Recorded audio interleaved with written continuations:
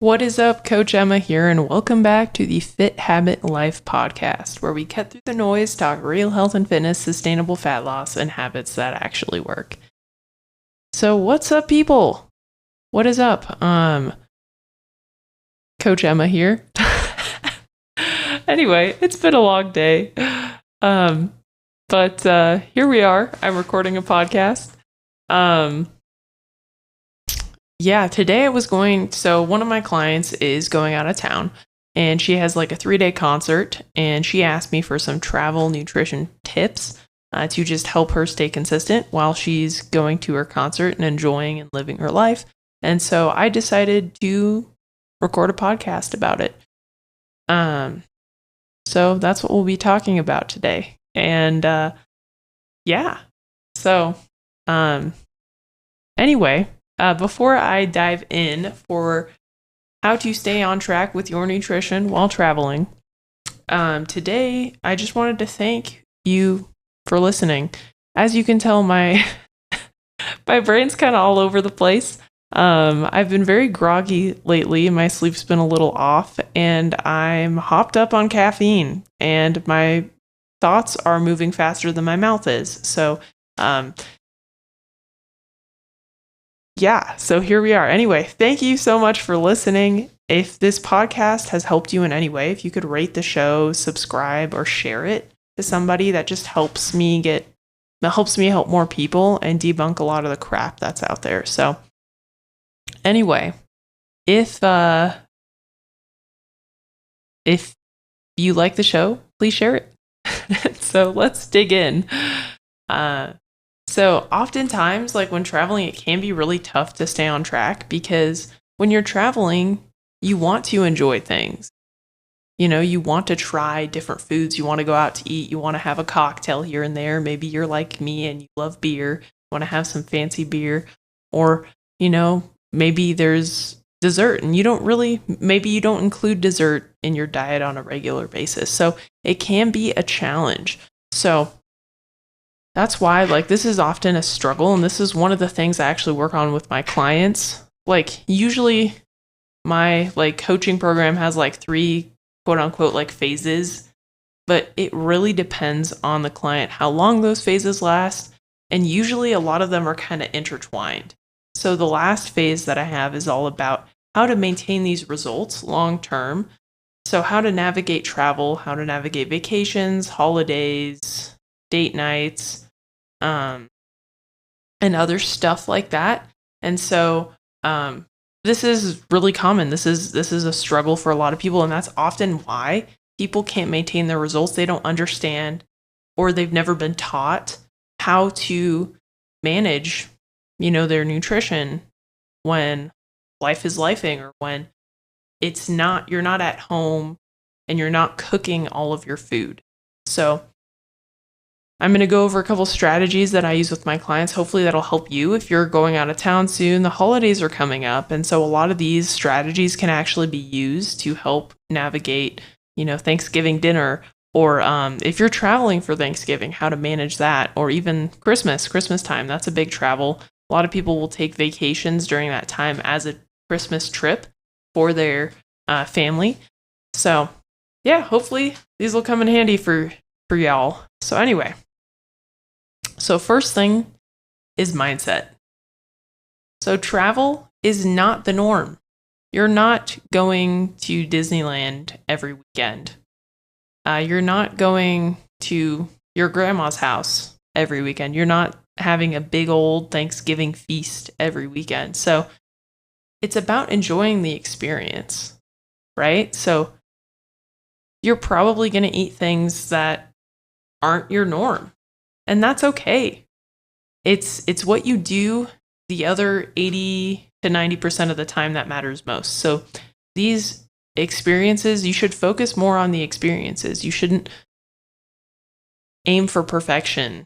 You should enjoy what's going on and being present in the moment, enjoying the time with your loved ones, enjoying the experiences, enjoying the fancy food that you don't get to eat most of the time, enjoying that cocktail or that beer. And so focus on that. And then focus on what you can control. So oftentimes too, like traveling, it can be kind of tough, especially if you're traveling with other people and you guys all have different, I guess, lifestyles.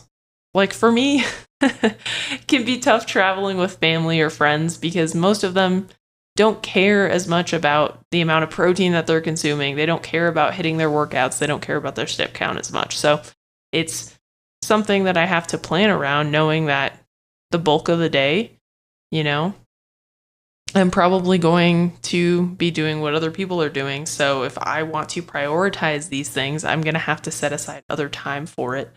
And then I focus on the big rocks, right? So I'm not focusing on optimal muscle growth, optimal hypertrophy. I'm focusing on what I can control and what is realistic given the circumstances. So oftentimes, right, protein's pretty easy to focus on. You can pack some protein snacks. Highly recommend that. Jerky is great for travel. Jerky is great, and jerky comes from meat, which is more nutrient dense than a lot of those protein bars and stuff, and tends to have some salt too, which helps if you're flying. Because we get dehydrated on flights, so you do need a little bit more sodium with your water in order to just stay balanced. So that's a great hack. And there's a lot of like protein things like in those like tubes, so you can pack them. Why can't I think of them? Those like little single serving size protein powders now, like they're more common, so those are great to pack. Protein bars, I tend to not be a huge fan on the regular basis, but for travel in a pinch, they do a great job. Yeah, so those tend to be the things that I pack. If there's stuff that you guys pack, drop them in the comments below or share them with me on social, and maybe I'll compile a guide with everybody's tips and tricks. Yeah, that's what I tend to pack. And then like fruit for the plane, like if I'm traveling on a flight, I'll pack like maybe a couple apples or a banana just to get some fiber in me.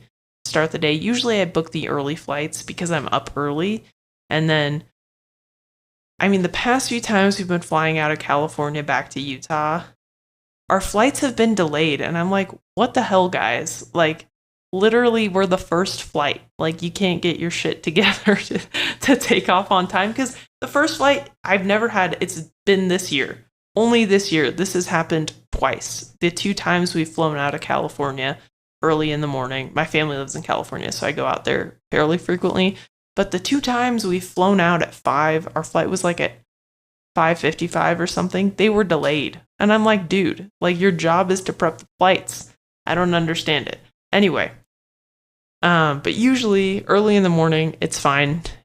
There aren't delays, so that's why I try to do that. But anyway, and I'm up early, so it kind of works out.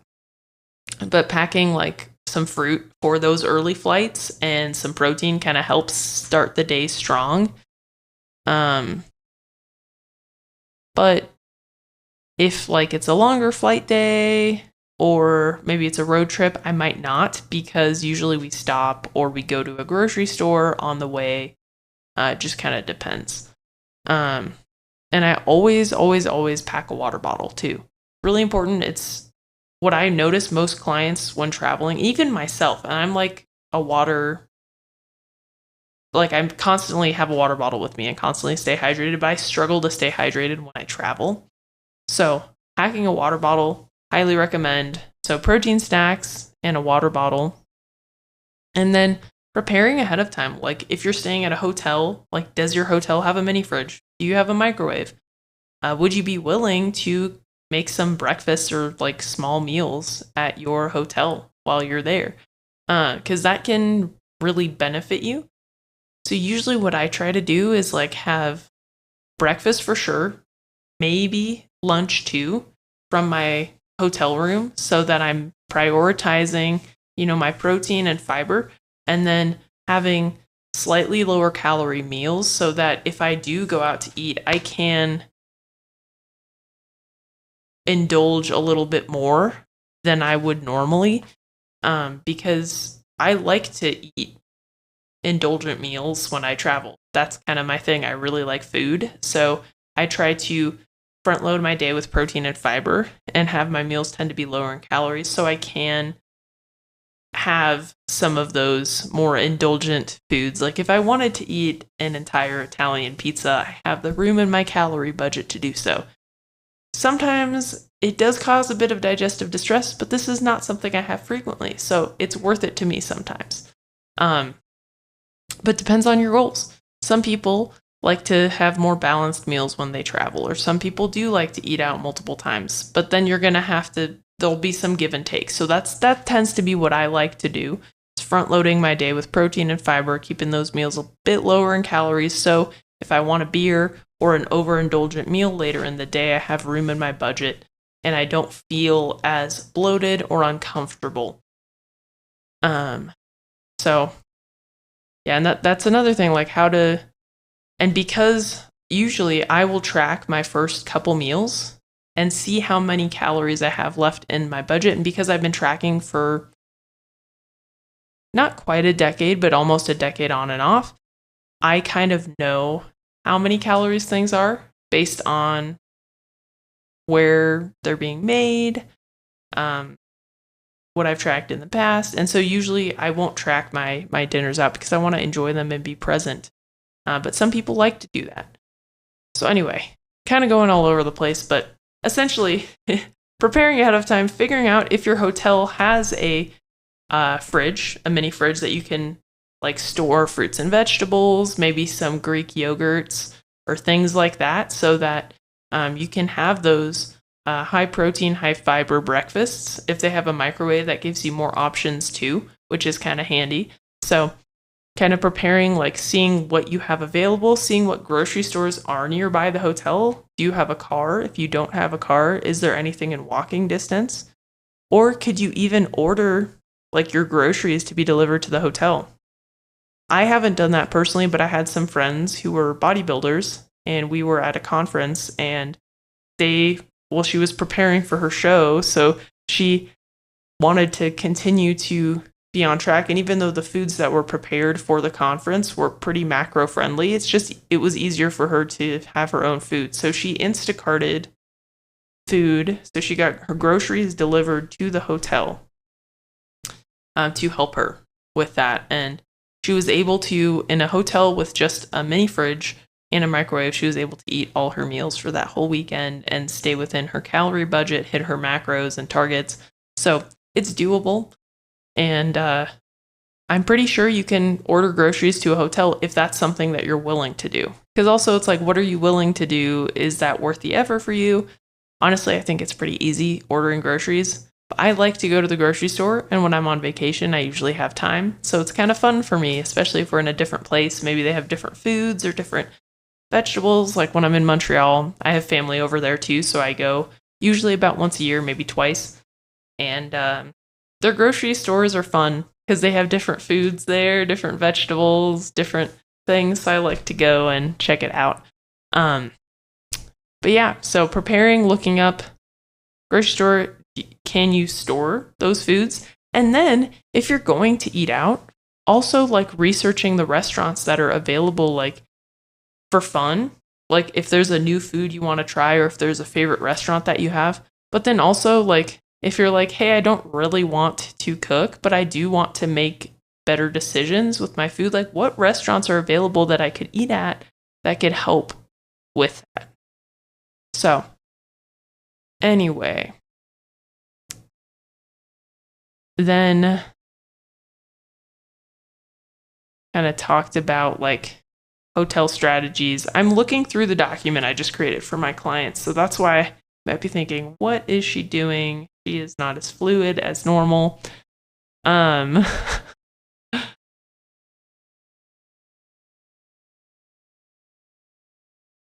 just in general, I recommend just to start this day strong is starting your travel days with at least 30 grams of protein. And something that I'll do too is especially, I mean, you don't even need a fridge for these, but like there are these ready to drink, like kind of coffee protein shakes. They're like little cans. They're like about, I think 20 grams of protein and they have like 175 milligrams of caffeine. So sometimes like it's hard to go to a coffee shop depending on where you're staying and maybe they don't have it. So getting something like that helps me in the morning. And I start the day with 20 grams of protein. So some of the hotels I've stayed at in the past, they have like hard-boiled eggs. So I'll like go and get hard-boiled eggs, get a couple of those, have that protein coffee, and then have some fruit that they have available, and it's like starts the day pretty strong. And for more carbs, usually I'm a big fan of rice cakes. If you have not tried the buttered popcorn Quaker rice cakes, they are delicious. They're really good. The macros are the same as the regular lightly salted rice cakes, but they taste way better because they taste like popcorn. So when I travel, I try to get some of those if I need them for breakfast. It's an easy carb. I also have them at home. So I just like them. They're good. Anyway, so that's starting the day strong. That'll help crush cravings and then help keep your blood sugar levels stable throughout the day, helping you have more stable energy levels, which will help make the travel experience just more enjoyable in general. So in general, just prioritize protein at all the meals. So make sure you have a palm-sized like portion of protein with each meal. That will help you feel good. It'll help if you're not tracking and you want to just make sure you don't overindulge too much. Depends how long you're traveling for. If it's like 3-day trip, it's really hard to put on a pound of body fat unless you're eating way more than you usually do. So it's not something I'd worry about. But if you are worried, like eating your protein first will crush cravings and make you fuller. So it'll be harder to overindulge on the higher calorie options. So usually I recommend if you're not tracking and because some of the meals you might be like, look, I want to get my pizza or I want to have my chicken parm. I don't want to worry about the macros, calories. I just want to sit and enjoy it. That's fine. But if you're doing that for every meal, you'll probably put on some weight. So you manage that. Like on the other meals that aren't going to be the as indulgent ones, making sure you're eating the protein and the fiber first. So like fruits and vegetables before the starchy carbs and before maybe the fatty sauces. Like for example, with the chicken parm, eating the chicken, and if it comes with broccoli, eating the chicken and the broccoli first. And then if you're still hungry, munching on some of that pasta that comes with it. And then usually recommend picking one of these 4 things if you're eating out. So an appetizer, a dessert, a side, or a cocktail. So if you're having all 4 of those, you're probably going to be adding 1,500 plus calories to your meal. Usually the appetizers are pretty high in calories. If you're sharing them, totally fine. But again, to manage caloric intake, I don't recommend ordering more than one of those things with your meal. So like if you're having a burger and fries, stick with that. If you want a milkshake, maybe you just do the burger and the milkshake. If you want a beer, maybe you just do beer, lettuce wrap, burger, and fries, right? Kind of managing that by making healthier swaps, but also just including some of the things that you want to indulge on. So anyway, something to think about when you're going out to eat. And then a big one too, especially if you like salads, just getting that dressing on the side, you can manage the amount of calories that are in those meals. Oftentimes they just drench that thing in like really high fatty sauces. So getting sauces on the side. Honestly, whenever I go to a restaurant, I do that because they're not worried about your waistline. They want you to enjoy the food. And so they're going to add a bunch of sauces and sugar and other high calorie dense things to make the food taste really good so you eat more of it and you want to come back and eat more because they're worried about flavor, not your, as I said, waistline or body fat percentage. Additionally, like with alcohol in general, just to manage those calories, sticking to like clear alcohols helps a lot. It is a struggle for those of us who like beer, but beer is pretty high in calories. So That's why I don't drink very often, because that's my preferred beverage. But having like cocktails like gin and tonics, like clear liquid with vodka or tequila or something like that, those tend to be lower in calories. And you can do like a vodka soda or a tequila soda or a tequila soda with lime, kind of jazz it up. Or even like those, what are they called? Seltzer, like those seltzer beverages, like those are great options if you want a little bit of a buzz, but you don't want to push the calories too high. You want to like enjoy a cocktail, but don't, as I said, want to push things too much, because any sugary beverage is going to be probably 300 to 400 calories, usually, unfortunately. Same with beer.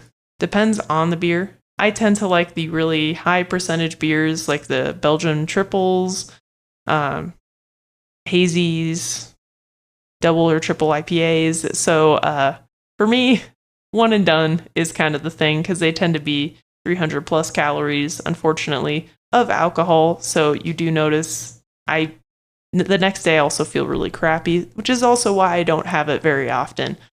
But yeah, those clear spirits have less just calories in general and tend to have less of a hangover. I notice the sugary beverages tend to cause a lot more hangovers. And then just after every beverage, like having a water in between helps tremendously. And also just setting a limit, like, hey, I'm going to have 2 cocktails tonight. And like trying to stick to that and trusting yourself and following through on the promises you make. That, and even if you don't have 2, because you told yourself you were going to have 2, you probably won't have more than 3.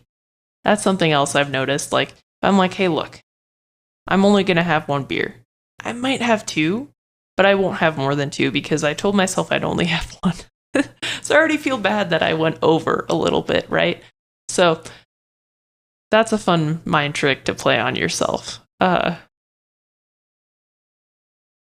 then in general, while traveling, like most people, because travel is a stress on the body and you're in a different place, you might be in a different time zone, people tend to have some sort of gut issues when traveling due to the travel, specifically the stress of the travel, or just your food changing, your sleep's like circadian. So your circadian rhythm kind of regulates your body's natural rhythms, your energy levels, your digestion, basically everything. It's very important. So that shifts a lot for travel. And especially if you're in a place that you aren't usually, different time zone, different bed, probably not going to sleep as well. That'll affect your digestion. And then you're eating different foods usually too, which also affect your digestion. So try to stay hydrated. That'll help tremendously with that. And then keep moving. And then as the nutrition tips too, right? Prioritizing protein and fiber, that'll help as well. So those are my gut tips to stay regulated. And then when you get back from a trip, oftentimes you'll put on weight. I guarantee you did not put on over 5 pounds if you're gone for a weekend. A lot of that tends to be inflammation, water retention, probably eating more sodium, eating more carbs, stressed, poor bowel movements. Those will all cause a spike in the scale. So don't restrict when you get back from your trip. Just focus on getting back to your regular routine, your regular sleep schedule, your regular eating schedule, your regular meals, your training routine. And after a week, things will start to go back to normal. So don't punish yourself.